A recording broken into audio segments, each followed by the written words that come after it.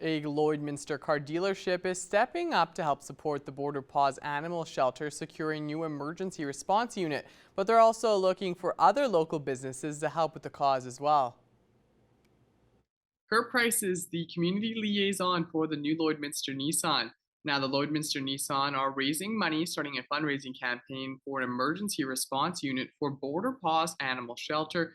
Kurt, it's great to have you here with us today. First of all, can you give us a little bit of the background of what the catalyst was to start this campaign?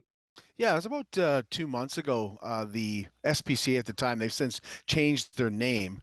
But what we decided to do for them was replace the van that they had brought to us. They brought us a van that it needed new tires, it needed a lot of work, and it was basically a money pit. I mean, once you fix what was wrong with the van, that total was going to be more than the van was worth. And then you've got a van that's going to continue to break down. This is going to go on the van. This is going to break down. And where are these dollars going to keep coming from? They're going to be sinking these dollars into the van over and over and over again. So I remember the day like it was yesterday. There was quite a few of us out looking at this van and deciding what to do. And our general manager, Jeremy Wagner, said, look, we've got a van on the lot. They can't drive this. They can't be continuing to put money into this van. They can't drive this van. They need a van right away. We have a van. What can we do? And we came up with a plan to basically sell sponsorships on the van. And New Lloyd Mr. Nissan is willing to cover a lot of the cost of the van, maybe not the entire cost of the van. So we'll put $5,000 towards the van. Plus, for any businesses that want to help us out with a $2,500 basically donation or sponsorship that way, we'll put their logo on the van. Now, this is great. Border Paws Animal Shelter, the more money that they're putting into this ban, the less money they're able to put into supporting some of these stray animals and all the work that they do here in the community. So it's great that New Lloydminster Nissan are getting on board with this. Now, you mentioned that other businesses, you're hoping that other businesses will come on and sponsor this as well. I know you talked about it a little bit, but can you kind of go through how someone who's out there watching, how they can also get involved? Yeah, real simple. All you have to do is give us a call here. Greg Buchanan is really in charge of the sponsorships. He has a number of businesses that are on board already, but we could use about four more businesses to help us out with the purchase of this van. So all they've got to do is call us here at the New Lloyd Mr. Nissan. Just pick up the phone, give us a call. Greg will call you back. If he's not available, he's going to certainly call you back right away and talk you through what you'll receive. And we're going to put the sponsors on the side of that van. We'll pay to have those sponsors put on the van. Your $2,500 goes directly towards the van. And you'll also get coverage on the social media page for Border Paws Animal Shelter. And we'll put you on our social media as well as a sponsor as well here at the New Lloyd Mr. Nissan. We're starting to develop a little bit of a following there as well on the Live with Kurt Price. So you certainly get recognition there too. Yeah, it's not just the ability to support a local organization. You're also able to get your name out there. So it's a win-win. Seems like a win-win to me. I was going to get you to talk a little bit about. I know you don't work directly with Border Paws, but what do they use this van for? Well, they use this van for everything from transporting animals to vets to picking up stray animals. So this is a van that travels up and down the street here in Lloydminster and also up and down the highway. So, and not only that, but when you think about the shelter and what it looks like now, imagine that shelter on wheels, Jace. So there's also a bit of a respect there. There's a respect thing that happens with an organization like that. And, if you want people to take you seriously, you need to be seen as sort of looking serious. So we certainly look to that as well. So not just to transport animals back and forth, but certainly to garner some respect for the Border Paws Animal Shelter. Yeah, that's a great point as well. I know New Lloydminster Nissan putting 5,000 into this. Is there a goal that you're hoping to raise with this campaign? Yeah, what happened was they couldn't drive that van. So we had an NV van, a Nissan NV van here on the lot. They're hard to come by. Used vehicles are hard to come by these days, but they basically drove it out that day. We said, go get it registered. We know this community. We know that businesses will step up to sponsor this. And so you need something today. They have a bill of sale. That van is already in their possession. So they're using that van right now. And that's and so we're looking at four more businesses coming on board. We have about 2 to 3 weeks. Our boss has given us about 2 to 3 weeks to say, you know what, we're getting close. And the summer is so difficult, Jace, to go out and get sponsorships. People are busy. They want to go to the lake. We know that a lot of businesses aren't returning phone calls in the summer because we're one of those businesses that gets a little bit, busier in the summer, wants to enjoy the outside just as much. So now we're starting to get serious about, and we also want to put the wrap on that vehicle. We want to get the logos on there as soon as we can. All right. Well, thanks so much, Kurt, for taking some time to talk about this. And thanks for the work that you guys do to always support all the different events that are happening in around our community. Hopefully, now that we're getting into that kind of back to school mindset, heading into September, that some local businesses will jump on board and help out with this great cause. Well, I appreciate that, Jace. And if anybody out there is interested, Bucky's number, 780-214-3880. My number, 780-871-1505. And now it's time for this week's edition of Retrospect. Here's Blake Nath.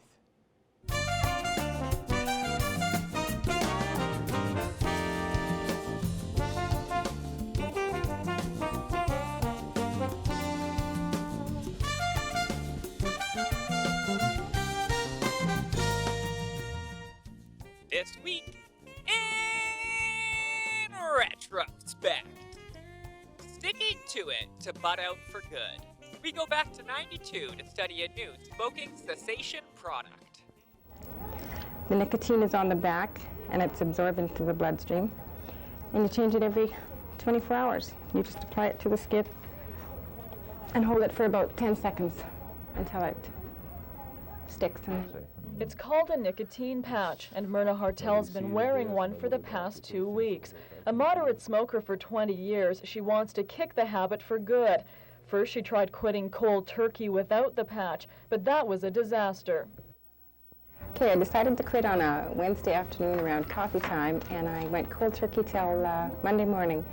By Sunday night, it was starting to bother me. I was having some withdrawal symptoms. Symptoms like heart palpitations and the shakes. She had trouble concentrating and couldn't breathe properly. So I talked to Dr. Retief when I came in, and he put me on the nicotine patch about noon. And by 3 o'clock, I started to settle down. The nicotine patch is new on the market. Myrna's doctor says it works in 3 stages. You start out wearing a high dosage patch. So every 24 hours you have to change it for the 14 days. Then you go down to the medium dose, same story, also every day for 14 days. You just change it. Then, okay, if you're still doing good, you feel you can go down to lower dose, you just do it for another 14 days. And by that time, your nicotine craving should be over. This will reduce the physiological addiction of smoking. It will reduce eventually the amount of nicotine that the body requires, and thusly help you quit smoking. But you must quit smoking before you take the drug. You mustn't go into it half-hearted. I mean, if you don't really want to quit, I can't guarantee you it's really going to work. And huff and puff all you want, you won't blow down this quirky home, built in 1997. I'm kind of known a bit as somebody who does things differently, but because, well, I'm an artist. Pierre Bataillard's latest project is both a work of art and an updated piece of history. He's building a straw bale house near Bonnyville. It's interesting to go to something that's more organic, and this way there's a chance to get away from all the plastic and all this kind of, chemical-loaded building materials. The home will use 420 bales, painstakingly stacked 9 feet high, with rebar driven through to make the walls sturdier. They'll be finished with stucco on the outside and plaster on the inside. There are a number of surprising positives to the home, like the fact that straw bale walls last longer in a fire. A Canadian Mortgage and Housing Corporation study shows the bales burn about twice as long as modern walls. The 16 inches of straw also provide twice the insulation value of a modern home. That'll come in handy during the cold winter months. And so will the wall's ability to soak up heat and release it slowly. Bataillard plans to use a masonry heater. It's like a fireplace, completely enclosed, and the heat is stored within the walls, and it releases it slowly. So according to the information I have and the people I've spoken with, you have a roaring fire for a couple of hours, and then you let it die, and you're good for a day or two, depending on how cold it is outside. Bataillard is not new to out-of-the-ordinary homes. He also built one of the first passive solar heat houses. That gained him a lot of recognition in the community and brought greater attention to his new project. And that's all for this week in retrospect. Retrospect this week is brought to you by Webb's Ford. Worth your while to drive the extra mile. Webb's Ford in Vermilion. And now it's time for us to check in with Adil Ahmed, who has a first look at your evening weather forecast.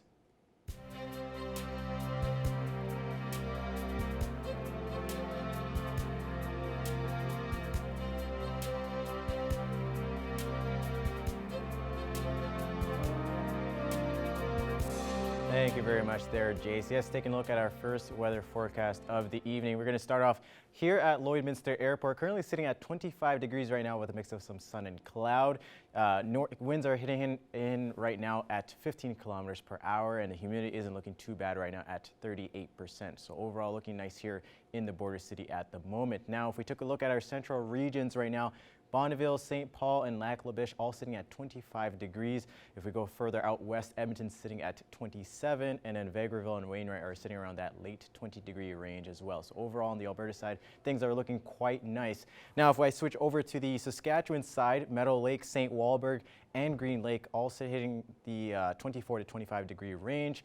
North Battleford and Maidstone sitting at 26, and then Pierceland and Isle Cross are also sitting at 25 degrees. So all the Saskatchewan side is looking around the 25 degree range. So overall pretty nice to say the least there. Now, if we look overnight in North Battleford, overnight we're going to be seeing a low of 11 degrees with some clouds in sight there.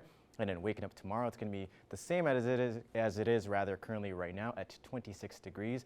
A mix of some sun and cloud is going to be in sight there in North Battleford. Now, if we switch over to Cold Lake overnight, it's going to be a low of 12 degrees. No clouds in sight there, no precipitation at all. So overall, looking pretty nice overnight here in Cold Lake. And then waking up tomorrow, it's going to be a lot more warmer than it is right now, sitting at 27 degrees with a mix of some sun and cloud there.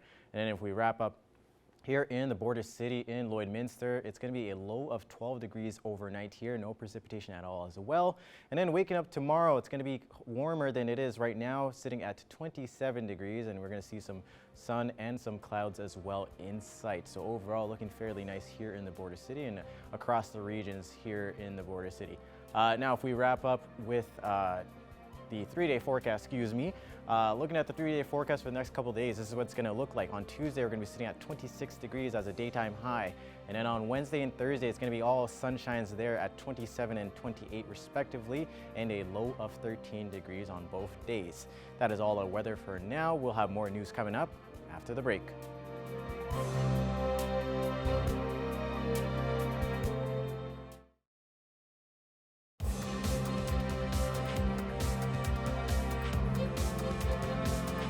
CKSA season concluded this past weekend with the finals taking place at the Lloydminster Exhibition Grounds. Our Adil Ahmed went down to the track to witness the electrifying finish.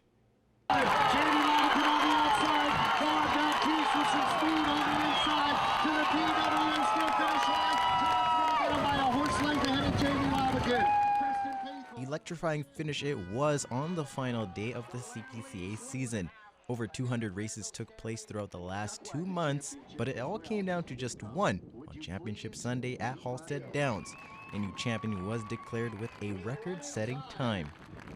Of 1:12 and 97, a new Lloydminster track record,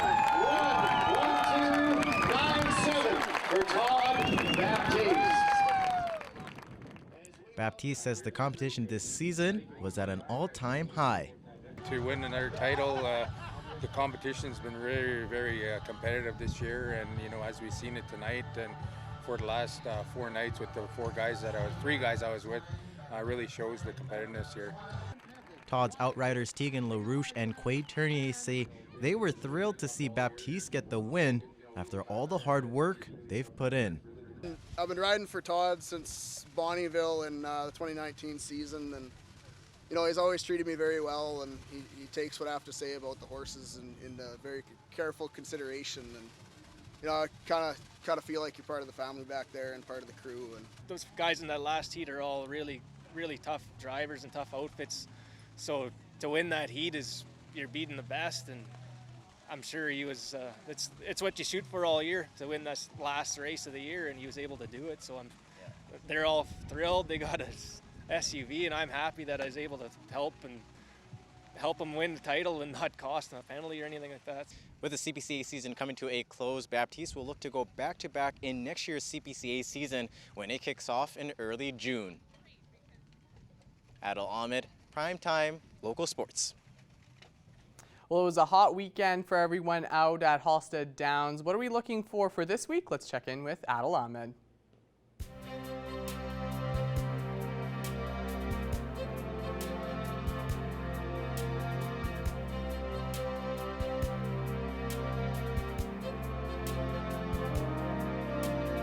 Thank you very much, Jace. Yes, it's been a really hot weekend, and I myself was down there, obviously at Halstead Downs, and it was just scorching for the most part. But we're going to start off with our extended weather forecast, starting off on the Alberta side.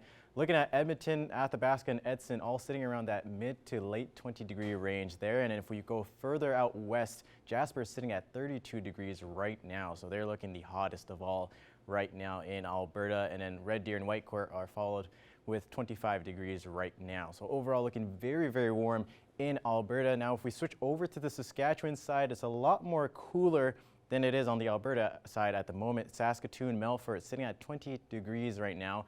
Prince Albert, Meadow Lake, and North Battleford all sitting around that early 20 to mid 20 degree range overall. So it's looking a lot more cool on the Sask side than it is on the Alberta side. Now if we go up to the northern zone of Saskatchewan, Stony Rapids, Wollaston Lake, and South End all around 23 and 25 degree range right now. Flin Flon and La Ronge are sitting around the early 20 degree range. And then Buffalo Narrows and La Loche are also sitting around 24 degrees. Now if I switch over to the Alberta side, Fort McMurray and Fort Chipewyan sitting at 26 and 27 degrees. The Alberta side up top is looking a lot more warmer as well. Grand Prairie and High Level are sitting at 28, and Peace River is looking the warmest of all at 29 degrees. So overall looking up warm in just the Alberta region for the most part in the central and north part. Now if we go down to the southern zone, looking at the southern zone right now, Calgary and Coronation sitting at 27 and 26 degrees. Medicine Hat's looking the hottest of all at 30 degrees right now. And then if we go further out west, Banff is sitting at 27 degrees, so a little bit cooler than it is in Medicine Hat. Now followed by the Saskatchewan side here, Estevan, Yorkton, 26 and 29 degrees respectively. Moose Jaw is sitting the hottest of all right now at 32. Regina and Swift Current are sitting around that late 20 degree range as well. So overall looking fairly warm on the southern Saskatchewan side. Now if we look over at our overnight temperatures just around the region, we're going to be looking at Isle of Cross right now, looking at a low of 13 degrees overnight. Meadow Lake and Paradise Hill are sitting at 10 degrees overnight as a low. Unity, Pierceland, and Provost all sitting at 11 degrees. And then Myrnam is looking the coolest of all at a low of 9 degrees. The good news is though, for all of these towns, no precipitation at all. It's just going to be a little bit of some clouds in sight for some of these towns, but overall no precipitation at all, which is very nice. Now if we wrap up with our 7-day forecast here in the border city, Tuesday through Thursday, we're going to be sitting around that late 20 degree range there with some sunshine and clouds in sight. And then Friday, Saturday, and Sunday, we're going to be sitting around that late 20 degree range there with a mix of some sun and cloud. And then wrapping it up on Monday, it's going to be a little bit cooler than earlier this week at 24 degrees as a daytime high. And overall, that's going to be looking pretty nice here throughout the week here in the border city. That is all our weather for now. Our Jace Mackey will have more news coming up after the break.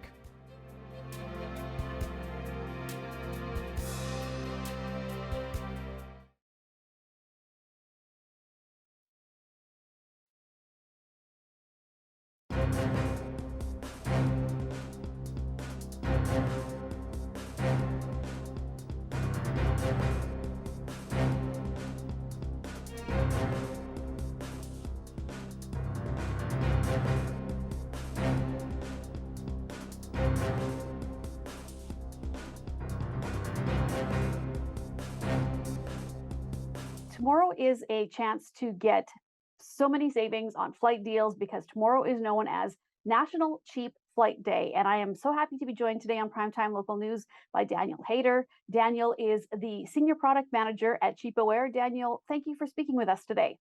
Hi, Stacy. Thank you so much for having me on the show. Well, let's talk about CheapAware first of all. What exactly is it? Yeah, so CheapAware is an online travel agency. We're really one of the leading value-based solutions for air travel. So if you go onto the website, cheapaware.ca, you'll see that there are many, many options for car rentals, millions of options for accommodation. But with CheapAware, and it's really in our name, our real specialty is our technology focus on flight travel, air bookings. And so how does it work? Do you have to create a profile, or can you just go to the account and do it as a guest, or are both of those options? Yeah, so those are both options. You can go to the website, which is www.cheapaware.ca, or if you have a smartphone and you prefer to use the app on your smartphone, that's an option too. You can create an account if you want to receive offers by email, but if you just want to browse and maybe compare some different flight options or hotel options or whatever it may be, that's also possible. You don't have to sign up to do that. Is there any specific reason why tomorrow in particular is National Cheap Flight Day? It's an interesting one. It's an interesting one, and I know it's maybe kind of quirky because maybe not all of the watchers and listeners have maybe not always heard of it. It's not the most famous sort of event in the calendar, and it's a quirky one. But National Cheap Flight Day really originated from this trend where we're getting towards the end of the summer.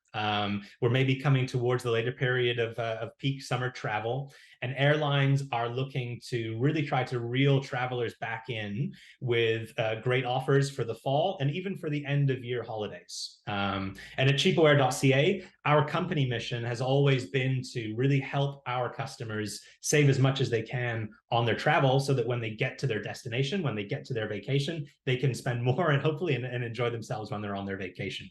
And obviously there's a similarity with our name, cheapaware.ca, and it's National Cheap Flight Day. So we're really happy to promote this holiday and hopefully give Canadians a great way to save on their travel.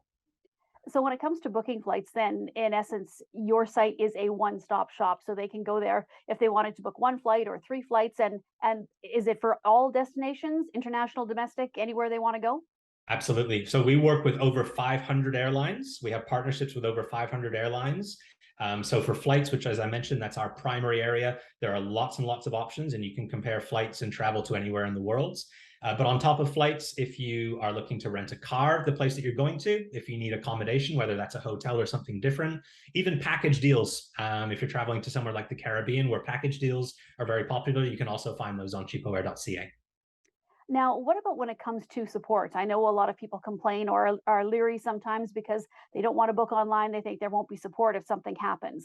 What is the system for your website if there happens to be an issue or they need to make changes? What type of support is offered? Yeah, so this is something we're actually really proud of, and it's a way that we really try to differentiate ourselves from our competitors. We offer a really high level of quality of telephone support. So if you want to use the website and if you're happy using the website, you can do everything you want on the website, and that all works really well, or on the mobile application on your smartphone. If you do have an issue, you can chat to us on the website through an online chat if you prefer to do that by typing. But what we offer that's really differentiating is also our call center support.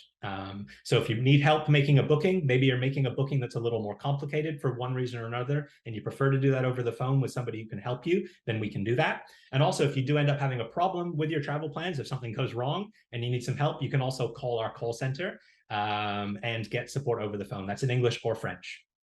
Now, what happens when people get to the airport? And I know, unfortunately, in the news lately, airports haven't been in the news for very good reasons. There's lots of people having trouble, lots of people trying to navigate both domestically and internationally. So what would you say would be some of the tips that people should consider before traveling, especially during the issues that everybody seems to be having? Yeah, so we hear about this all the time from our customers, and I'm just like everybody else. I see it in the news and I read it in the news, and it feels like it's every day in the news right now. So I totally get this, and it's a big sort of preoccupation for travelers in Canada right now. One of the best pieces of advice that I think we can give to people, and again, this is everyone's situation is a little different, but if you are able to travel earlier in the day, that's probably one of our top pieces of advice. What we see with flight delays is that they actually build up over the course of the day. So typically those delays would be worse in the late afternoon and in the evening. So if you have that flexibility to travel earlier in the morning, there's much less a chance of those delays having built up because it's just the start of the day. So traveling early in the day is a really, really crucial piece of advice if you have that flexibility. Again, if you have the flexibility, traveling during the week is typically less busy than traveling on weekends. So that can both help you save some money if you're looking to save some money on your travel, but also generally there's less travel disruption on a Tuesday or a Wednesday than there would be on a Friday night or on a Saturday morning where the airports are just a lot more busy. So I think those are two really important things. And aside from that, there are more. If you can check in online, which most airlines these days offer the possibility to check in online, do that, because that means when you get to the airport, you're probably not going to have to join that giant line of people who are checking in at the airport. Turn up early. I had to do a trip myself in June, international flights, and I actually went to the airport about 3 hours ahead of my departure. So again, turning up early to the airport's another good sort of general piece of advice there too. Well, thank you so much for speaking with me today, Daniel. It's been, so many things to learn when it comes to booking. And I know a lot of people just have questions because travel has been disrupted for so long. And, we're hoping it's kind of getting back to normal. So once again, if people are looking to get information as to how to book and if they can book again for National Cheap Flight Day tomorrow, what is the best website that they can go on, your website, to be reached at? Yeah, so that's www.cheapoair.ca. Or if you prefer the app, you can install the app. Or if you prefer to just check us out on social media, Twitter, Instagram, just search for cheapoair.ca on those platforms. All right. Well, thank you so much for speaking with us today. Thank you very much, Stacey.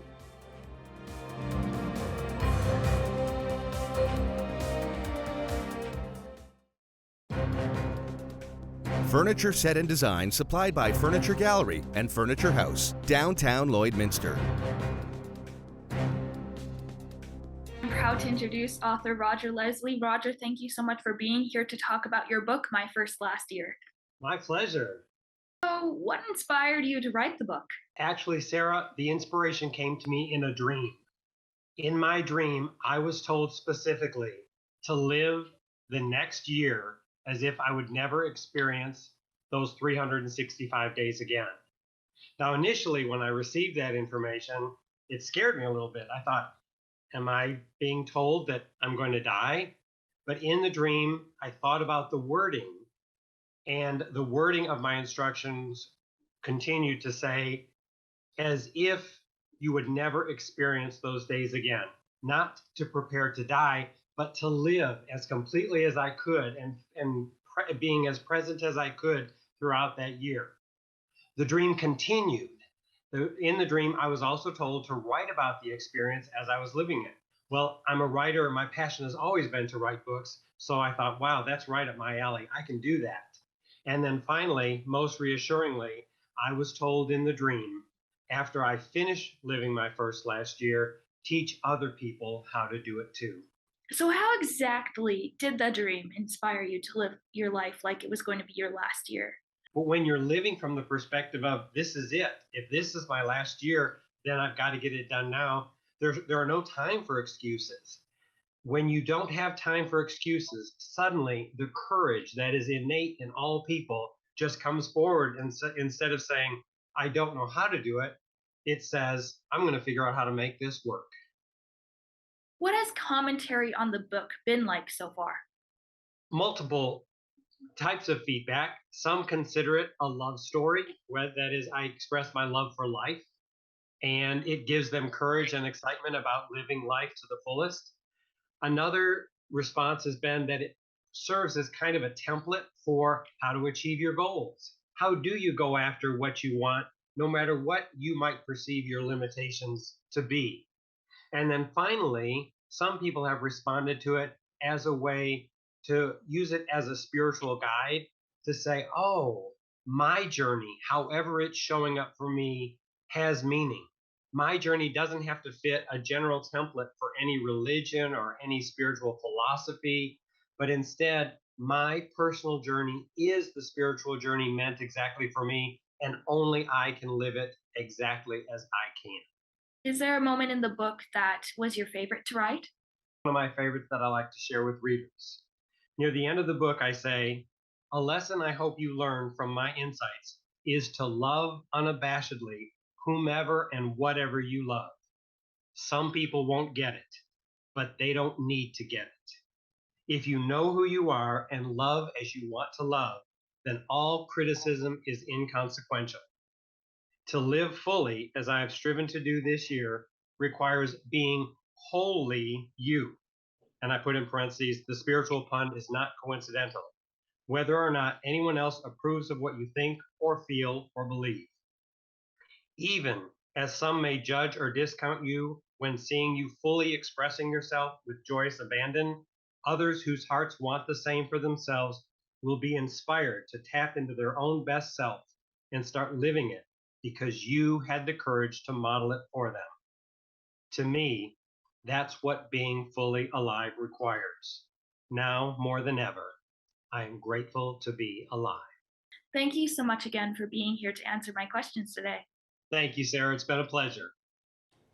And now we take one more look at our 7-day forecast here in the border city. Starting off Tuesday through Thursday, we're going to be seeing a mix of some sun and cloud there with Wednesday and Thursday looking pretty hot there with 27 and 28. And then later on throughout the rest of the week, we're going to be seeing around the mid to late 20-degree range.